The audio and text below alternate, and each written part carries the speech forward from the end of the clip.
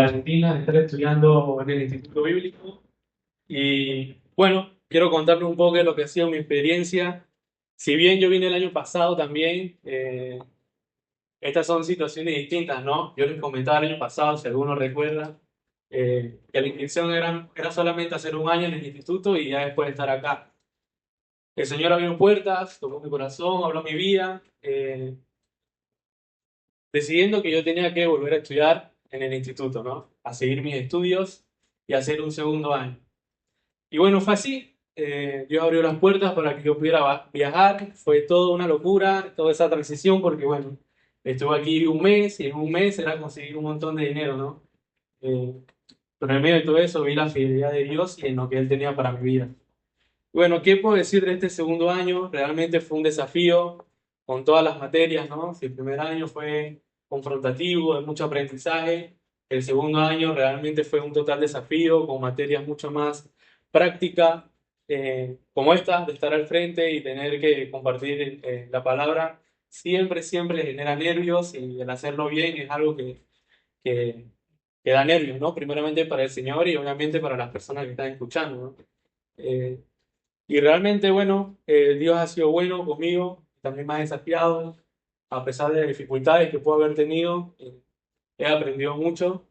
eh, y bueno, es un placer estar aquí. Ahora estoy viajando de nuevo para hacer mi tercer y último año, por la gracia de Dios.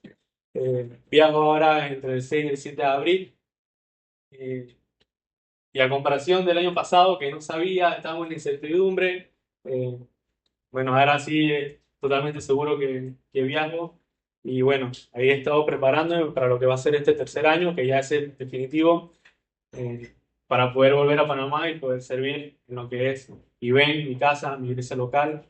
Y si puedo pedir motivo de oración en base a esto, en lo que va a ser, bueno, mi sustento personal, sustento para la cuota, que si bien es algo que no sé si puedo decir que está arreglado. Con el Señor todo está arreglado, ¿no? Pero quizá uno no lo tiene claro, ¿no? Y siempre está ese caminar por fe. Sé que va a ser así y que bueno, que puedan tenerme en sus oraciones, en lo que es mi vida cristiana también, porque por más que quizás esté estudiando y esté todas las mañanas recibiendo palabras, si mi mente no está concentrada, si yo no estoy en el camino correcto, de nada vale, ¿no? Entonces que mi relación con Dios pueda estar bien en medio de todo este año que voy a seguir aprendiendo. Y bueno, el tema que voy a hablar esta mañana sigue siendo el estudio de Gálatas que venimos dando, ¿no? Cada domingo. Y hoy nos toca Gálatas 6 versículos del 1 al 3. Son tres versículos cortitos, así que no voy a durar 2 horas. Eh, y primero vamos a dar un contexto de lo que venía hablando Gálatas, pero antes de todo eso vamos a orar. Así que oremos. Padre amado Señor, damos gracias por este hermoso día que nos permite, Señor, estar aquí, congregándonos en familia, en hermanos de la fe.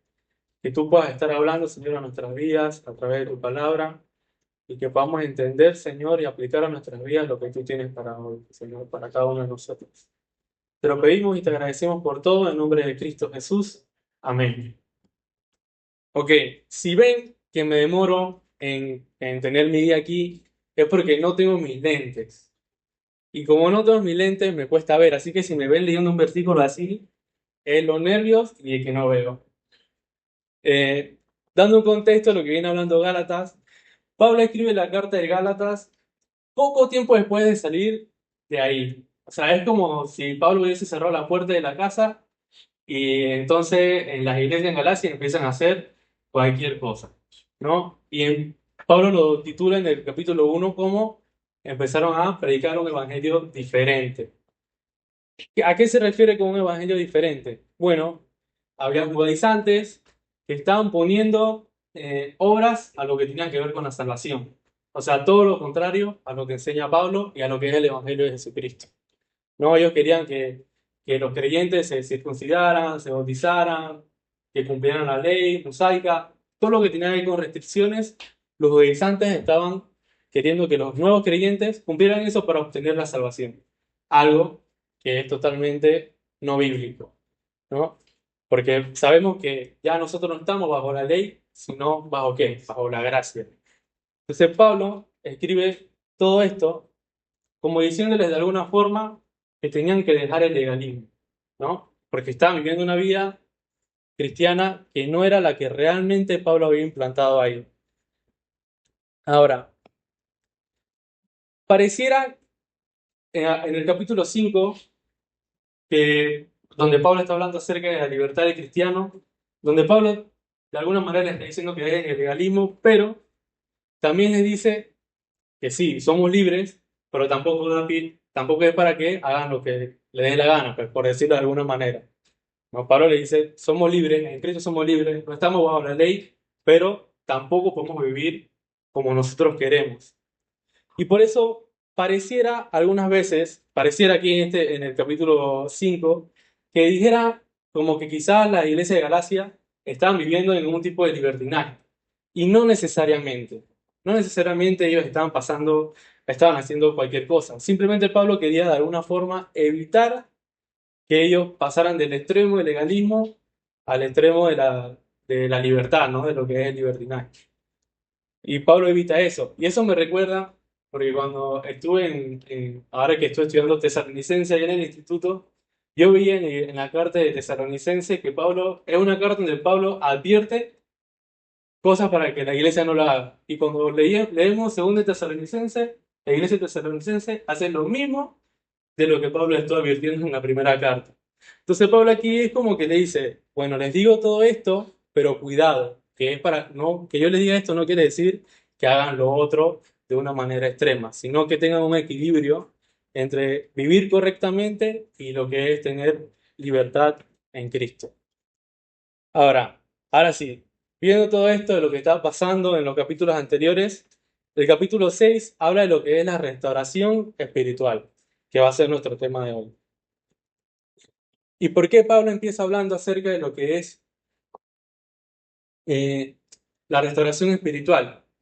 Bueno, generalmente como los judaizantes eran personas que tenían que cumplir las restricciones y cumplir la ley y todo eso, eh, cuando un hermano estaba caído, lo que normalmente pasaba era que se juzgaba, ¿no? Se pensaba mal y seguramente, y también pasaba que ellos se creían mejor que el hermano caído, ¿no?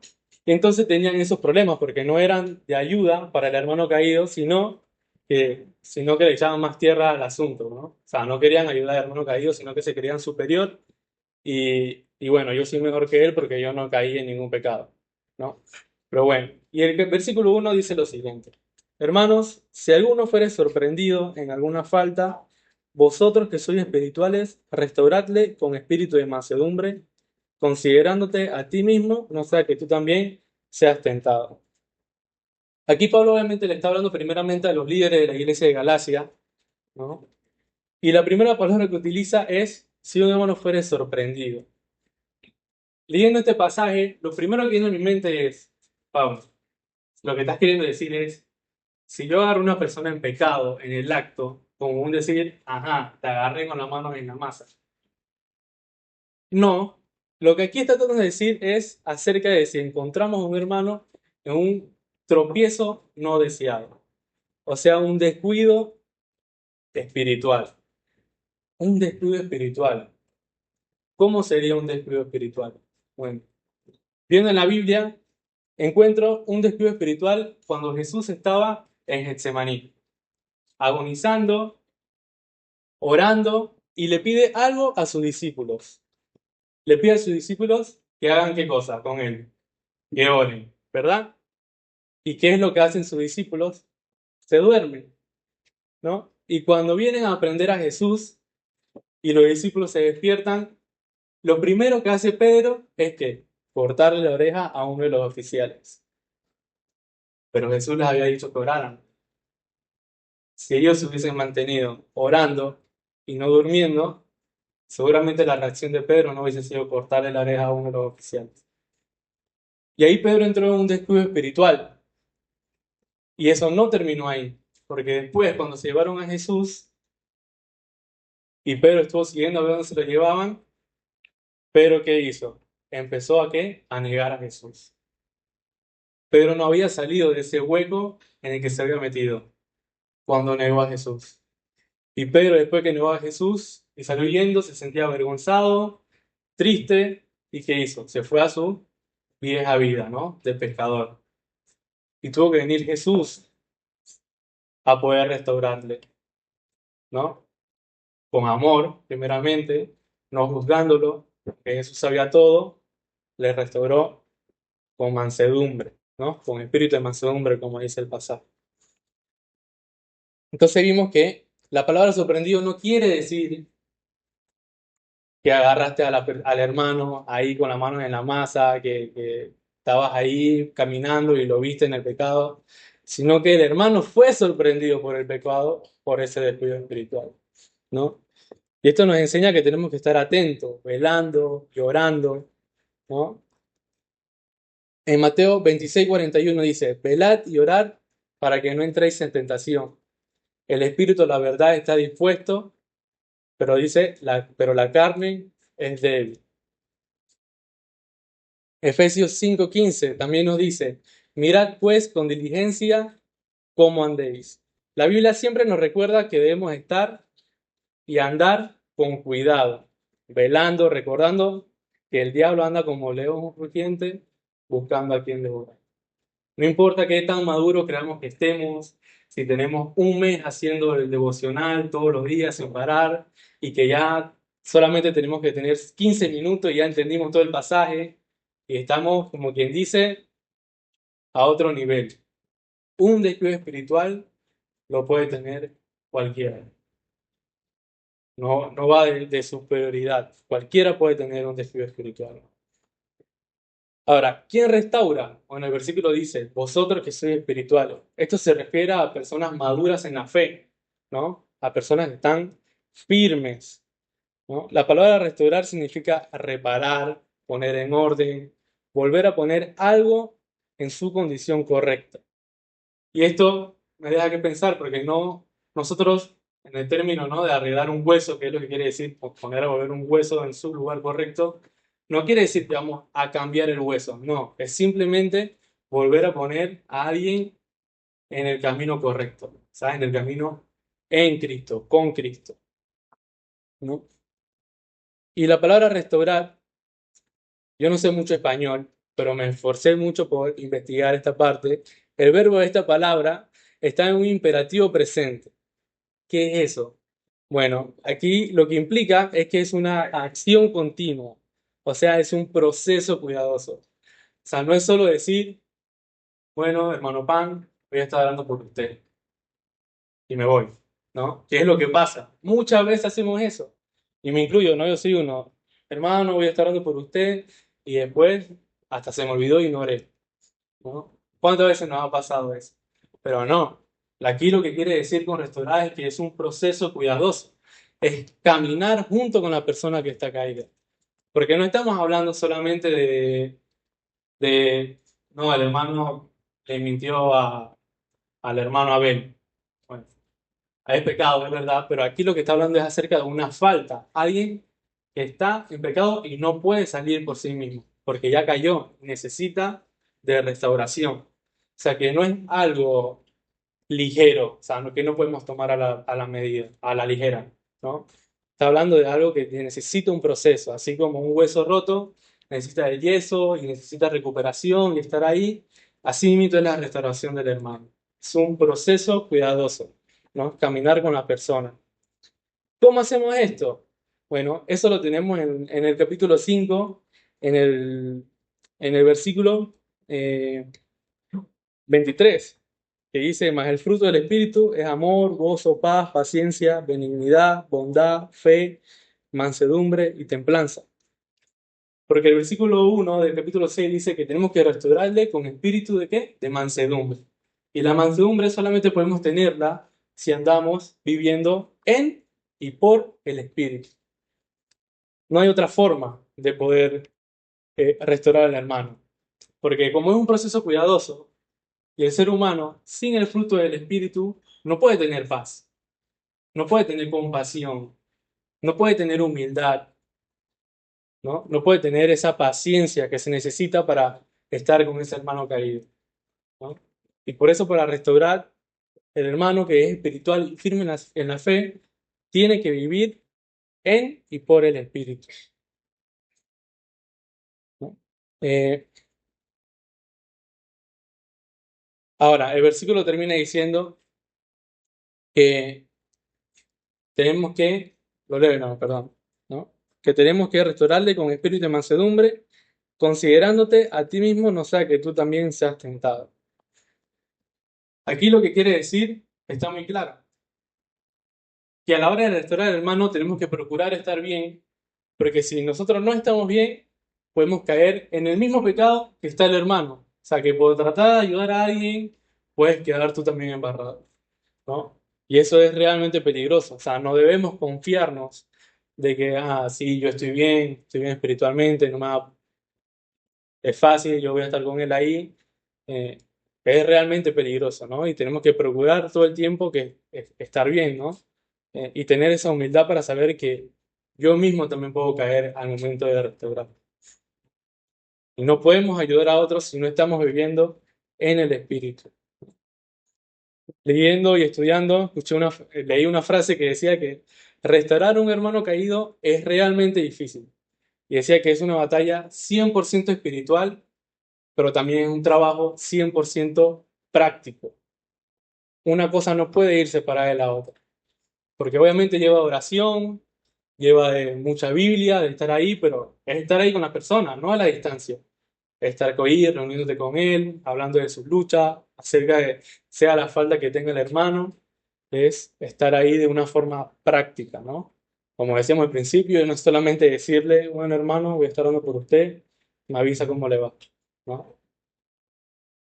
Ahora, si no estamos viviendo en el Espíritu, ¿cómo podemos corregir al hermano si nosotros mismos estamos mal? Bueno, la respuesta la encontramos en Mateo capítulo 7, versículos del 1 al 5. Si quieren pueden buscarlo, igual yo lo leeré. Dice, no juzguéis para que no seáis juzgados, porque con el juicio con que juzgáis, seréis juzgados. Y con la medida con que medís, os será medido. ¿Y por qué miras la paja que está en el ojo de tu hermano y no echas de ver la viga que está en tu propio ojo? ¿O cómo dirás a tu hermano, déjame sacar la paja de tu ojo, y he aquí la viga en el ojo tuyo? Hipócrita, saca primero la viga de tu propio ojo, y entonces verás bien para sacar la paja del ojo de tu hermano. Hermano, es algo que es por decirlo ley. Si nosotros estamos mal, no podemos ayudar a otro hermano. Yo creo que eso también nos pasa muchas veces. Que nosotros mismos estamos mal y pretendemos ayudar a otro hermano que también está mal. Y yo no sé si esto no va junto con la matemática, ¿no? Menos más menos es más, pero aquí menos y menos es menos, ¿no? O sea, no hay forma de poder mejorar en medio de cuando dos hermanos están caídos o débiles. Primero, ocúpate de sacar tu propia paja del ojo para entonces poder ayudar al hermano caído. Ahora, el versículo 2 habla de sobrellevar las cargas. El versículo dice, sobrellevad los unos las cargas de los otros y cumplid así la ley de Cristo. Lo más llamativo de este versículo, ¿qué puede ser? ¿Cuál es la ley de Cristo? En el capítulo 5, versículo 14, dice lo siguiente, porque toda la ley en esta sola palabra se cumple. Amarás a tu prójimo como a ti mismo. Aquí los hermanos de la iglesia de Galacia, ¿no?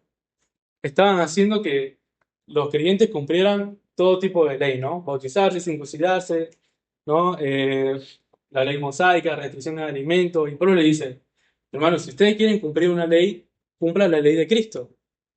No esta ley de la que ustedes están añadiendo a la salvación y nada de eso. Si quieren cumplir una ley, cumplan la ley de Cristo, que es amar al prójimo como a ti mismo. En- no habla acerca de, ¿no? Pablo quiere decirle que no son más cargas religiosas, no nada como pasaba antes, porque ahora no estamos viviendo bajo la ley, ¿no? Sino estamos viviendo bajo la gracia. Muchas veces, y ahora, cuando hablamos de sobrellevar las cargas, muchas veces solamente lo llevamos en el lado de, ah, tenemos que ayudar al hermano débil, ¿no? Porque muchas veces queremos ayudar, ¿no? Yo pienso que uno siempre quiere ayudar a otro, pero seamos sinceros, ¿cuántas veces queremos que nos ayuden cuando estamos débiles? ¿Cuántas veces decimos, sí, necesito ayuda? No, generalmente nunca queremos contar nuestros problemas. Siempre decimos, no, qué vergüenza, cómo voy a contarle al hermano que estoy mal espiritualmente, que caí en pecado? Pero cumplir la ley de Cristo se trata de las dos formas, tanto para ayudar como para dejarse ayudar, ¿no? El mismo Pablo dice en 2 Corintios, capítulo 11, versículo 29 al 30, dice, ¿quién está débil sin que yo no sienta esa misma debilidad? ¿Quién se ha dejado llevar por el mal camino sin que yo arda de enojo? Si debo jactarme, preferiría jactarme de las cosas que muestran lo débil que soy. El mismo Pablo lo dice, ¿no? No podemos jactarnos de aparentar siempre estar bien y que, bueno, si el hermano Cristo está acá adelante es porque está bien espiritualmente y no tiene ningún tipo de problema, ¿no? El mismo Pablo, que era un apóstol, decía, o sea, si tengo que jactarme de algo, tengo que jactarme de lo débil que soy, ¿no? Y así tenemos que ser nosotros también, con esa humildad. Aquí, si podemos ver un ejemplo claro de lo que es vivir en el Espíritu, es Pablo diciendo, yo no puedo enaltecerme de nada, ¿no? Más de lo débil que soy. Porque, hermano, realmente nosotros solamente somos fuertes cuando estamos en Cristo, ¿no? No somos fuertes por nosotros mismos, ¿no? Pablo también dice en otro pasaje que por la gracia de Dios soy lo que soy. Nuestro valor, nuestra fuerza se encuentra cuando nosotros estamos en Cristo. No podemos jactarnos de que somos algo por nosotros mismos, porque no es así, ¿no?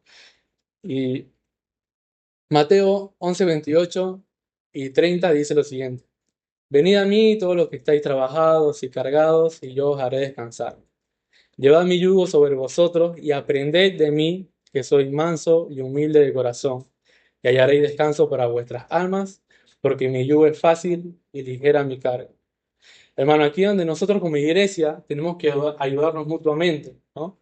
Porque para eso está la iglesia. Y la mejor forma de como iglesia estar juntos y ayudarnos es aprendiendo de quién, de nuestro Señor Jesucristo, ¿no? Y aquí vemos que nuestro Señor Jesucristo nos dice que tenemos que ayudarnos unos a otros, ¿no? Tanto para ayudar a los demás como nosotros también dejarnos ayudar. A veces ayudaremos, otras veces necesitaremos ayuda y entender eso hace la vida cristiana más ligera cuando estamos cerca de Cristo. Como último pasaje, que es el versículo 3, el pasaje dice lo siguiente, porque el que se cree ser algo, no siendo nada, a sí mismo se engaña.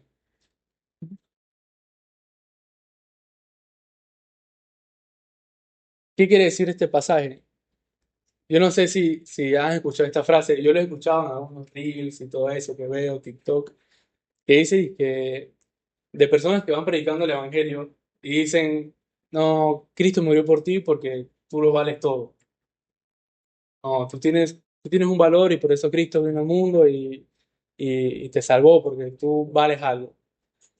Pero la Biblia dice algo totalmente contrario, ¿no? Romanos 5:8, ¿qué nos dice? Mas Dios muestra su amor para con nosotros en que aún siendo pecadores, Cristo murió por nosotros. A pesar de lo que somos, pecadores, Cristo murió por nosotros. Efesios 2:1 y 5 dice que nosotros estamos que muertos en nuestros delitos y pecados. Como decía hace un rato, o sea, nosotros no tenemos un valor por nosotros mismos.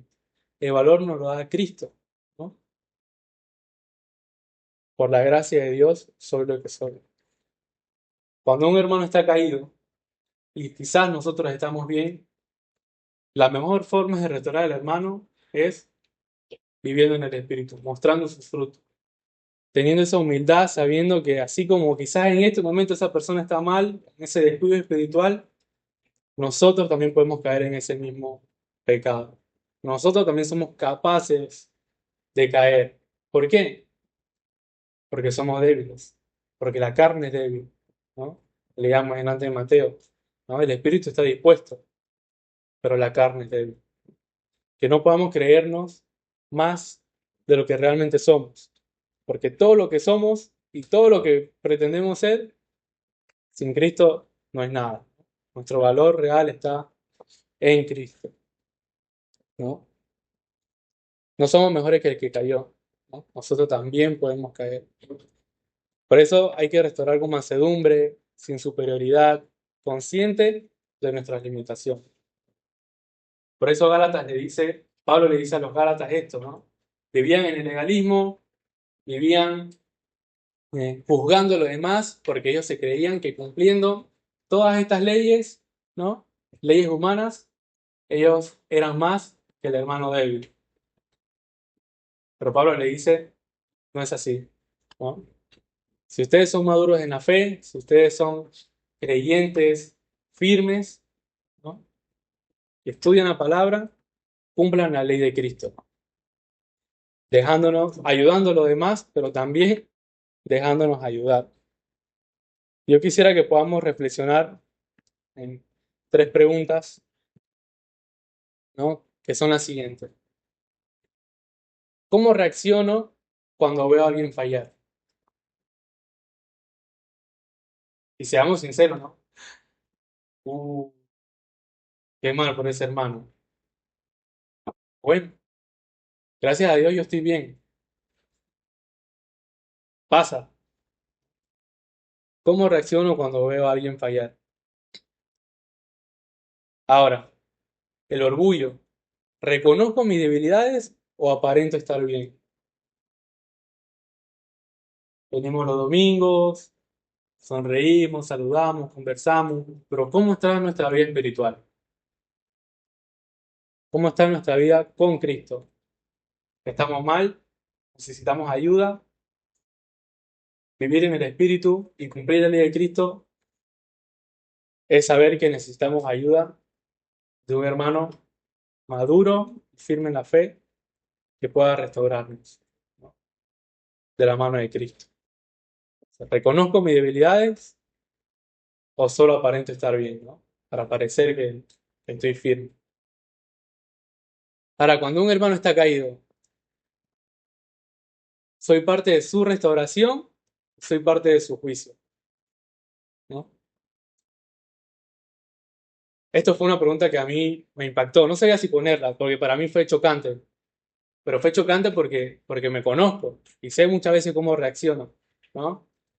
Es decir, bueno, normalmente cuando escucho, no, mira, menganito cayó en pecado. Qué mal. Pero no, pero ¿qué tantas veces digo, cayó mal? Bueno, voy a escribirle a ver cómo está. Voy a llamarlo a ver si necesita ayuda, ¿no? A ver si quizás ya está en un tiempo de restauración o está solo, ¿no?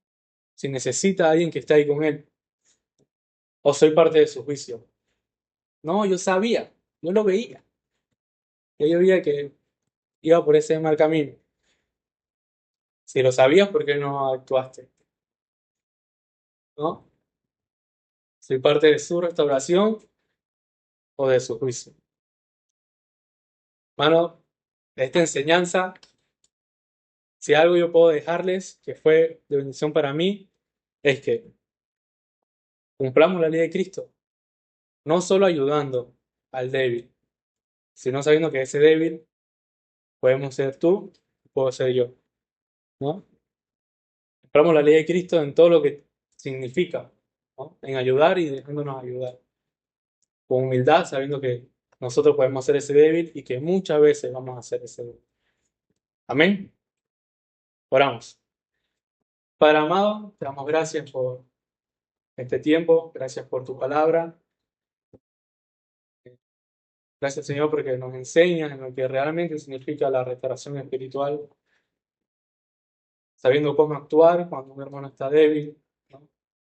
Que es actuando, Señor, mostrando ese amor, esa paz, esa paciencia, esa bondad, esa fe, esa mansedumbre. Actuar con compasión, Señor, poniéndonos en los zapatos de ese hermano que puede estar caído. Y reconociendo, Señor, y dejando ese orgullo, ¿no? Que cuando estamos mal no lo queremos compartir, que tú nos ayudes, Señor, a poder cumplir la ley de Cristo, Señor, como lo dice en Gálatas, ¿no? Dejándonos ayudar, sabiendo que nosotros también en algún momento necesitaremos restauración. Y que podamos confiar en la iglesia, podamos confiar en ese hermano de la fe que pueda ser de bendición para nosotros. Gracias, Señor, por tu palabra. Ayúdanos, Señor, a poder aplicarla a nuestras vidas. En nombre de Cristo Jesús. Amén. Sí. Antes, gracias, Christopher, por el tiempo de la enseñanza.